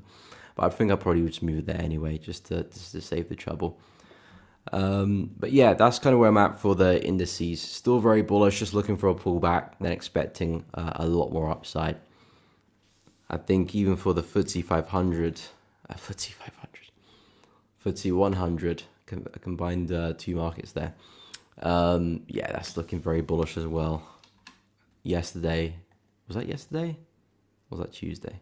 Yeah, Tuesday. Tuesday spoke about some pullbacks to retest the high here. Haven't quite seen that happen just yet, but we're not too far away from doing that. So yeah, if we could pull back, retest the high, I think 8,700 looks like a smart place for a buy. Then naturally expecting a push back to 88.50. So what I'm seeing across the board, strength across the indices, which normally means, okay, people are comfortable, put money back in the stock market again. Means times are looking a little bit better, at least for now anyway. I wouldn't rule out another small crash, to be honest. But yeah, things are still looking pretty bullish right now. So that could mean potentially more dollar weakness as well. When dollar's weak, stocks go up. When stocks go up, dollar's weak. So that probably invites more selling pressure there for the dollar. Again, I'm still looking for that push back to 100.4 at least. So I'm not looking to sell the dollar just yet. But if we could push back to the high, which would actually be very nice, because if we could push back to the high there, that probably gives us the pullback in dollar CHF as well. So if USD can push back to resistance, that probably give us a push back to resistance there for US 30. And this looks like a really nice level for a short. rejection on multiple occasions and healthy rejection too, I think it could line up really, really nice shorts there to take it back down. And then depending on how aggressive you want to be, you've got targets there or targets there. I'll probably be looking for the bigger target, but I would secure at least some partials there at the least, just because that could very well take price up against me. But I do think the bigger move is the likely one as well. In terms of the crosses, I haven't spoken much about the crosses, and to be honest, for good reason. I mean, I was trading pound Aussie earlier. I still do expect more downside for this one, but it's just not shaped out how I wanted it to. So for the time being, I'm going to be a bit more cautious with this pair. I did say if I find any re-entry signals, I'll look to get back into a trade. But I just haven't found anything that's clear cut, to be honest. And that's probably a good thing, because it's probably going to keep me out of taking an unnecessary loss. So until price action develops well, because what I'm looking for here is basically there's your high, there's your low, so that's your swing. And now I'm looking at this being the correction of that for a continuation. So very, very simple stuff, not looking for anything complicated. If price does keep pushing and we do end up taking out the high there, then of course we've got a break of structure. And at that point, I wouldn't be bearish anymore for pound Aussie. But of course, we haven't done that yet. So I'm still looking for a lower high. But all I'm seeing is momentum, consolidation, continuation, more consolidation here as well. I won't be surprised if we do see another continuation. Now, I do still think the bigger move for pound Aussie is to the downside, taking into consideration where we're trading. The fact that we're taking out major highs here to the left, these are from COVID. I do think price can push down and pull back, perhaps retest some structure here to the left, which was the original plan there for pound Aussie. But yeah, since then we haven't really seen price get going. So maybe if we can form some type of double top here, or maybe see some exaggerated wicks to the upside, that would be enough for me to enter a new position, expecting that swing to happen. But for now, things are looking pretty corrective. Taking a look at pound entity as well, as partner in crime. This one looking pretty bullish as well. Again, I've been looking for a bigger pullback. Perhaps we are putting another higher low in. The trend is still very much to the upside. I do wonder, are we just seeing continuation of that? I would be a bit skeptical as we do push back into resistance here. I've got a feeling we could put a high in and come back down. So there's your first high, there's your second, and there's your short. That's kind of what I'm looking at there for pound Aussie. Something like that. And that can take us back into the lows, because I'm not really looking to continue the trend anymore. I know the trend is still up. But based on both of them where we're trading, we've taken up major highs a long time ago. I do feel like the bigger move is down, so I'm not interested in buying them up anymore. I'm more interested in the sells, but I can obviously see that price is still quite bullish. We double bottomed here and did take out the highs here, so that's definitely a bullish indication. But we are coming into pretty significant resistance now, so it's make or break for pound NZD. If we do clear this level well, then yeah, I wouldn't be looking to sell the market again if we clear that well. If we struggle, see some wicks, double tops, I might actually look to have a stab at a short and see if I can take price back into the lows here, maybe further if things go well. But yeah, not quite convinced with the buys for either of them. Not quite convinced. I think Aussie and NZD are a bit weak. We're seeing a bit of a reaction to that. I don't think we can continue for the bigger move. Jason, thoughts on gold here. Gold, for the most part, pretty bullish. I know we're looking a tad bearish this morning, but as a whole, I would only be looking for some upside. The market is still in a bullish trend here. No major signs of reversal. So I'd only be looking to buy the market, essentially. Yeah, so if I was looking to find an entry, There's two levels I like. One on the hourly time frame that looks pretty good, which is 32.50 here. So as you can see, the high lows 1, 2, 3. I think that's a great place for a buy there. Solid break of resistance. Was it yesterday? No, day before, Tuesday. And we haven't made it back there for a retest. So I think that still makes a load of sense there for a buy. Equally, I like this 4-hour level just below us at 31.60. I think that's a very sensible place for a buy as well. If we can make our way there, possibly a big double bottom. So first test, second test, reacting with the high. I think that's a great place for a buy. And then, yeah, looking for a swing back into, well, potentially the all-time highs, back into 34.84. I would, of course, watch out for the high of that channel, because there is a world where we do put another lower high in. 1, 2, 3, we push up and come back down. Because again, gold is very much in a bullish trend, but we understand that that bullish trend is not going to continue forever. It's got to stop at some point. It's got to retrace. It's got to reverse at some point, even if it is all temporarily, which we expect it to do. Gold is a long-term bullish market, so if we do push down, it's just a retracement. But we do expect that to happen. It could happen now. It might happen in the next swing. We might go and hit a 4K first before it does happen. So difficult to predict. But as a trader, you got to be ready. You got to be reactive. For now, everything is still pretty bullish. But hey, if we push here, see some aggressive reactions, it might be a time to close the trade, or at least bump up your stop loss to break even, or even to a bit of profit, however you want to manage it. But yeah, those are two levels I'd watch out for, depending on your kind of time horizon. If you're a bit more intraday, then I'll focus on this area. Nice resistance yet to be used as support, so I think that can give us at least a bit of a bounce. If you're looking to try and position yourself long for a big swing, back to highs, maybe all-time highs and further, then I would wait for that double bottom. I think that's the most sensible place for a buy. You can get a safe stop loss below the lows and give yourself the best chance to capitalize on a big swing. And USD being weak should help that. It might not necessarily help with the retracement, because we have to get there first. But if USD is going to be weak, which I do think it will be longer term,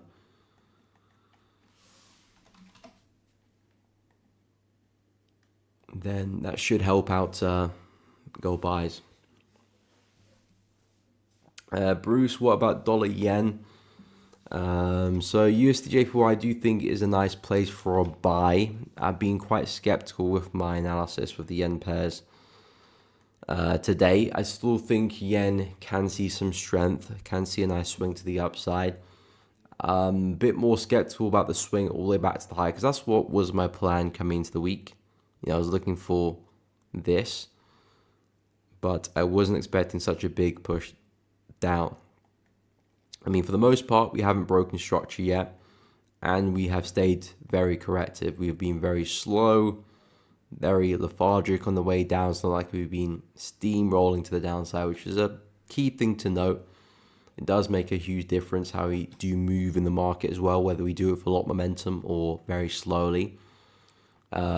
This definitely on the slower side of things does still imply to me that I do expect to see a bounce. I think as long as price can respect this low here, 143, 142, 500, we'll call it, buys still look good. I said early in the stream, if we can see a strong close here, this kind of does close in 2 hours and 40 minutes.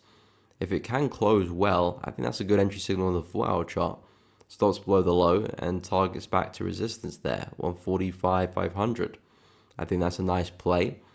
And then, yeah, we'll go from there, because perhaps we do respect 145 and perhaps we do come back down. So I think that'll be a sensible place to lock in gains at least. Of course, maybe we do see the swing back to highs. If that's the case, again, I would still lock in gains there, but leave positions to run, just in case we do push on. But yeah, for dollar yen, I think it's still in a smart place for a buy. I would say strong reaction on the 4-hour chart justifies an entry, and some follow through. A key thing to keep an eye on would be the yen. I think it's still a nice place for a short. as I said earlier, as long as we don't break resistance here at 7K, I do think dollar yen can still, can give us a push down. If the yen basket does push down, because it is inversely correlated to the yen pairs. For anyone who doesn't know, the yen basket just is a catalog of all the major yen currencies together, and shows you how the yen is reacting to other currencies as a whole. If it's pushing up, it means yen is quite strong, stronger than most currencies. If the yen basket's pushing down, it's weaker than most currencies, if not all, if it's very weak.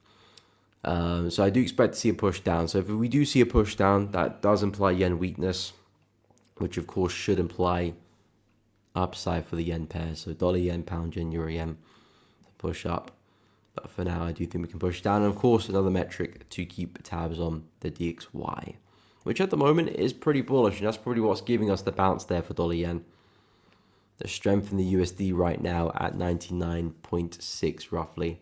I still think we can get a bit more dollar strength back into 100.4. I don't expect it to last forever, which is why I'm a bit more skeptical with my dollar yen, swing bias. I'm not necessarily looking for a swing back there anymore, mainly because my DXY bias has pivoted. At the start of the week, I was looking for price to hold on to this level as support, and I was looking for price to swing back into resistance here and continue. So hence dollar yen, I had a similar bias as well, looking for price to respect this area, if not this area here as well, for that swing back to highs. But now, because I've pivoted, I'm not as bullish on the DXY anymore. I'm just basically looking for a pullback for us to continue falling. That kind of is the same situation with dollar yen now as well. I'm looking for a pullback for that one to potentially continue falling. If I was the trader, I'd probably still leave positions to run just in case we do get back to the highs, because again, as a trader, you're not to know what the market's going to do. I think the worst thing to do as a trader is try and predict every move. It will drive you crazy. I've been there before. Not a great place to be in where you're trying to predict everything. All you can do is just take educated guesses, which is really what trading is, especially if you have discretionary outlook on the market. Educated guesses based on an edge, of course, of what the market is likely to do next. Well, not necessarily even likely, but what it could do next. Because if you're looking for big swings, I wouldn't say a big swing is ever likely to happen. But of course, if it does, the risk reward makes sense. But this swing could very much happen. A swing back to here could happen, then we can fall over. If it was me, I'll take the entry like this. Let's say we do close there. This candle's still got 2 hours left, but let's say we do close. Something like that would be a nice trade. Locking gains there. Maybe looking at 1 to 1.4, 1.5 roughly. Then I'll leave some positions to run there. Maybe close half here. Then close the rest there. That way I can still maximize my risk reward. But also, if we do roll over here, I don't walk away empty-handed as well. And I'll probably get my stop loss below the low here, just to give myself the most room to catch the swing. So yeah, that's kind of where I'm at with dollar yen. I do think Aussie yen looks a bit better, so I'm going to focus more so on that one. And I think the risk reward here is a bit better as well. So this is where I'm going to spend most of my time here for the yen pairs. Coming into a more meaningful level as well. You can see price support there being taken across. This will be acting as support again. Looking at basically a big inverse head and shoulder pattern. Left shoulder, head, right shoulder. Support taken across. If we can hold that, I do think we can see a rally.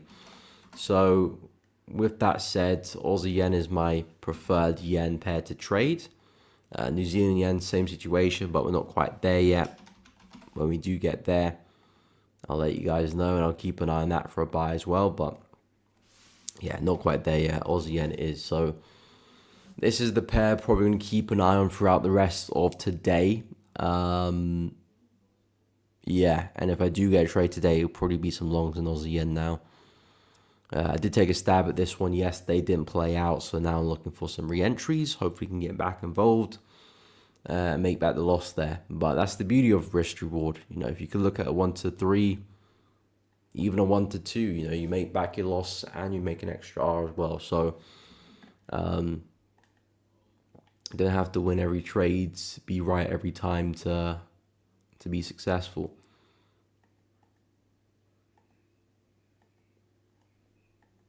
You just need to manage trades well and make sure that you're targeting well as well. But yeah, Aussie yen longs, New Zealand yen longs. I think the 5 pairs I would take a look at and keep on my watch list for the rest of the week is Aussie yen longs, New Zealand yen longs. So buys from down there. Ends the USD longs. So doubling up on NZD here. So buys from down there as well. So that's $3. CHF shorts I like as well. So that's 4. And I'll probably say Aussie CHF longs as well. That's 5. Those are the pairs I like the most. Yeah, off the top of my head, those are the pairs I like the most. But yeah, you can see I'm kind of going in heavy on Aussie and NZD. I do expect to see strength for those currencies based on my analysis anyway.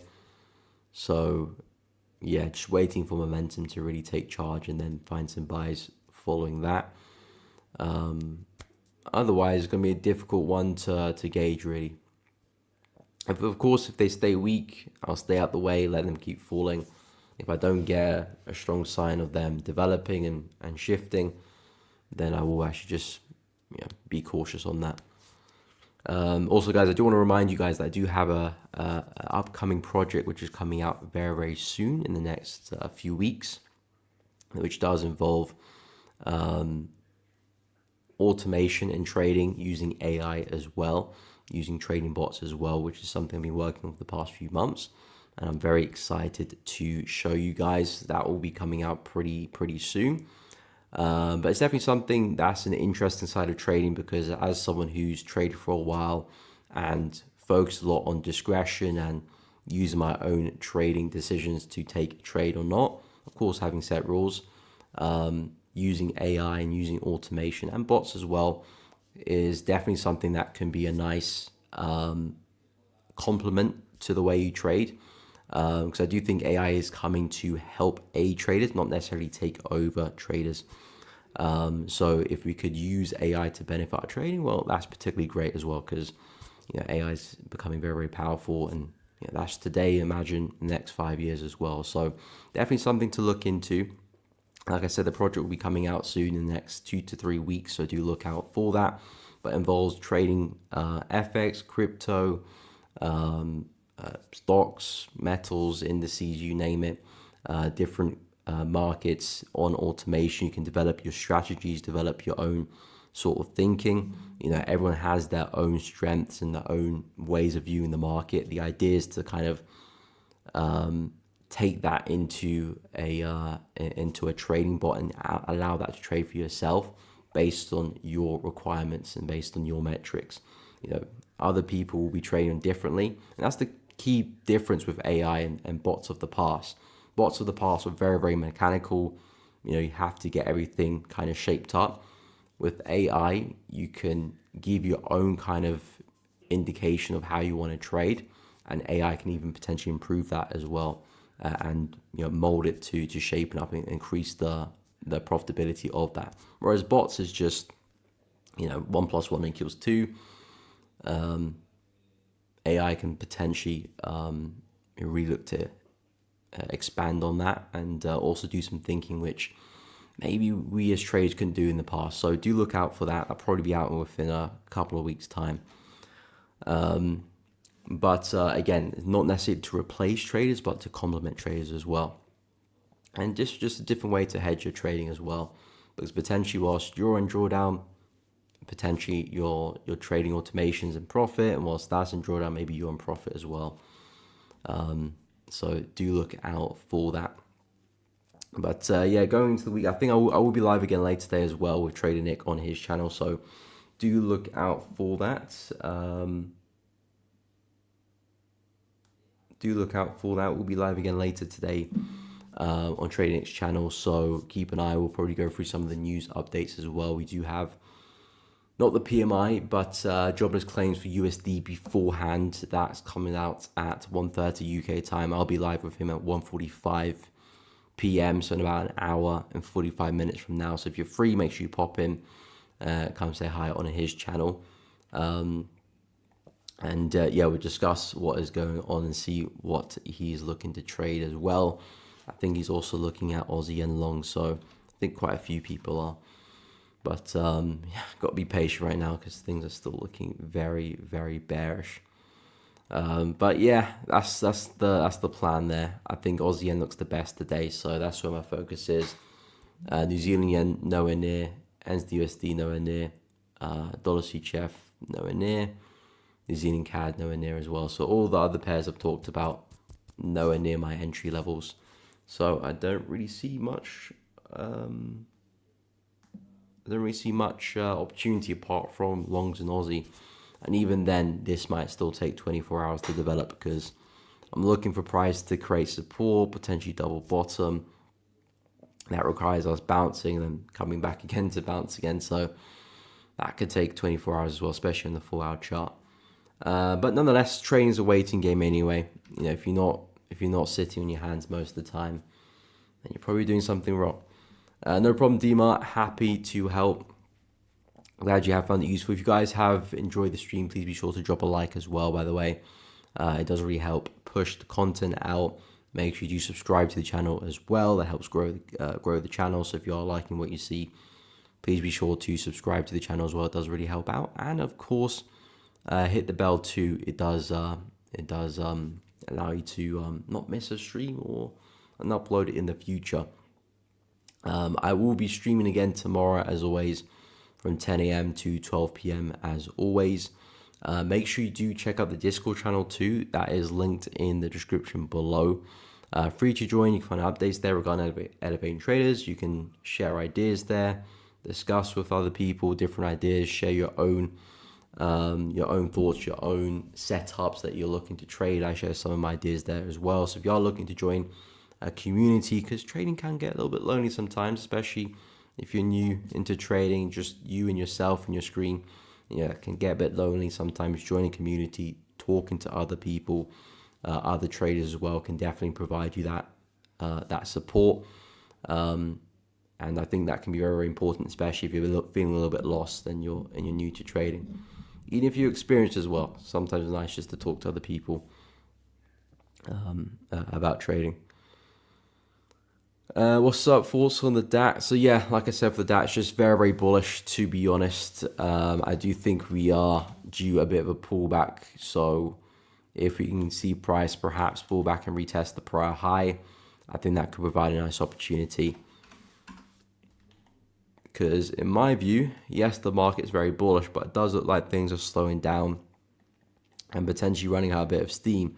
So I would be looking for a pullback for this one.